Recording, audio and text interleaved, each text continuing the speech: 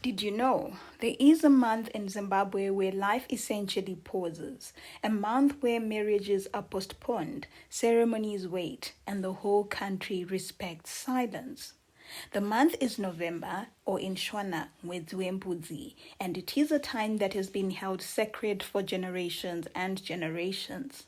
To understand this tradition, we need to look at the intersection of nature and culture. The month is called Mbudzi, which literally is the Shona word for God. Now, naturally, in late October and throughout November, the goat and some game enter a period of gestation and renewal. In that period, not only are goats pregnant, the time also signals the beginning of the rainy season, and two, fields will be under preparation for the farming season. Culturally, humans mirror this cycle by honoring renewal. Many acts are then traditionally avoided.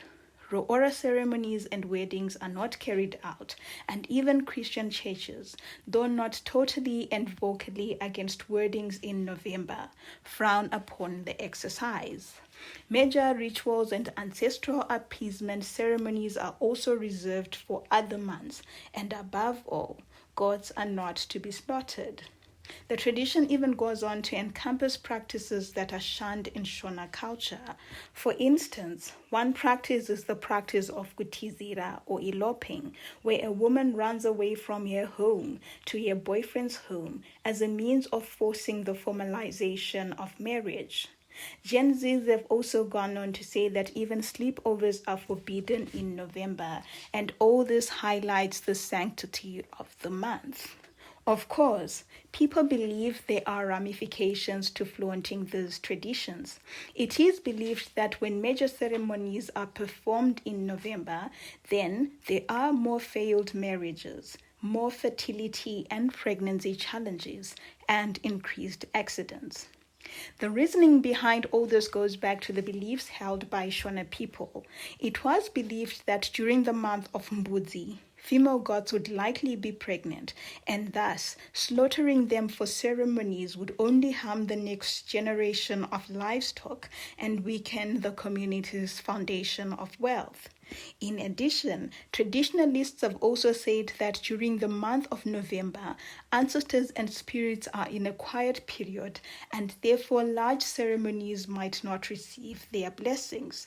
And so the idea behind November being a quiet month is simple yet profound. When nature rests, so do we, more like an ancient mental health month. But what happens when tradition meets modernity? Well, weddings in November sometimes happen, and events such as bridal and baby showers are carried out before the December rush. And two, not every Zimbabwean is Shona, and for some cultures, November is just a month. But still, even amongst the Shonas, times have changed and calendars have become global, and November no longer holds the sacredness of the four mothers. The month has therefore become a clash between heritage and convenience.